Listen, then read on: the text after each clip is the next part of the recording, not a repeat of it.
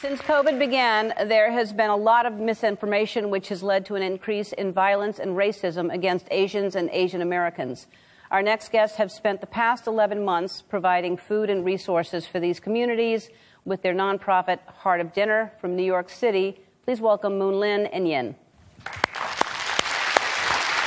You're right, because you're doing a lot of good. Tell everybody about Heart of Dinner. Yes, thank you so much, first of all. In the spring of 2020, last year, our entire Asian and Asian American communities were experiencing anti-Asian racism firsthand. Especially our elderly were targeted specifically. And these are elderly who reminded us of our own grandparents who can't speak English. It's hard for them to ask for help. And we couldn't imagine this happening to our own grandmas and grandpas. And being able to see these videos happening of violence towards them from the Chinatown in New York City all the way to the Chinatown in San Francisco, it was heartbreaking.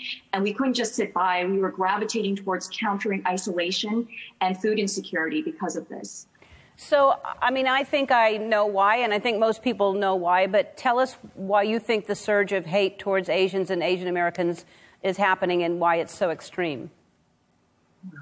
Quite honestly, the previous leader calling the coronavirus things like the China virus and Kung flu very much allowed and encouraged a lot of people to think that it was okay to think that we were the virus, not realizing that we are just trying to survive just like everyone else.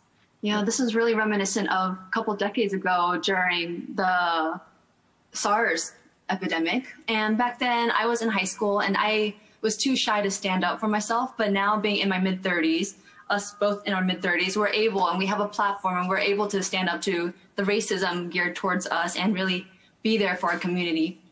It's unbelievable that this is happening at all, much less towards elderly people. Just, you know, I've seen some of the videos and just knocking elderly people down and just it's really unbelievable. And I know this is something that even y'all have experienced firsthand, right? Yes, unfortunately, but not surprisingly, it was actually a fear. It was just a matter of time, was our gut feeling. And lo and behold, eventually this man leaned towards me and said very nasty, profane things. And the basic gist of it, the PG version, is go back to where you're from.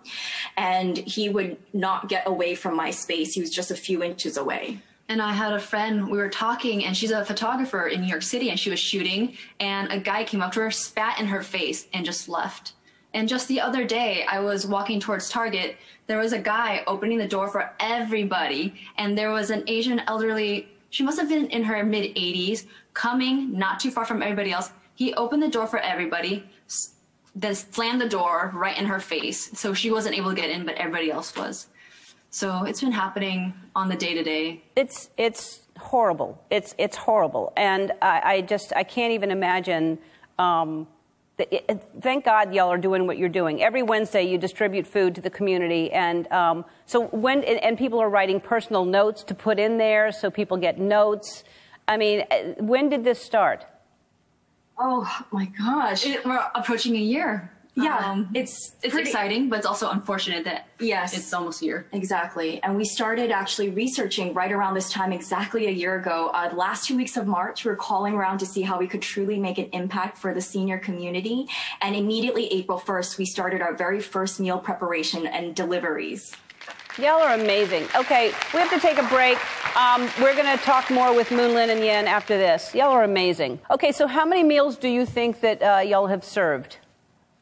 We're gonna hit 60,000 this upcoming week. So we're super excited for that.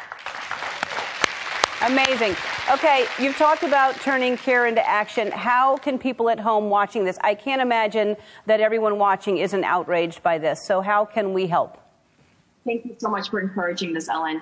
Absolutely, for us, for me, I don't speak Chinese very well, and I also unfortunately didn't really learn how to properly read Chinese, but what I did was use Google Translate, put exactly what I wanted to say, a heartfelt message, translated over to the Asian language, and put so much heart and soul into copying down each and every stroke of the character carefully, and anyone can do that. And especially if anyone could just help us spread the word and awareness about our elderly community, letting them know about Heart of Dinner's work, that does so much for us. So thank you so much. Thank you. Of course. Well, we want to help. Shutterfly cares about what you're doing and wants to support your organization. So they're going to give Heart of Dinner a check for $20,000. Are you serious?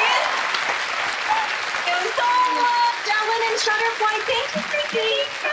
We are happy to help. And before we go, I want to say that I stand with the Asian American Pacific Islander community against the hate and violence that has risen during the COVID-19 pandemic. If you want to join me in this stand against racism and learn more about Heart of Dinner, please go to ellentube.com, see how you can get involved.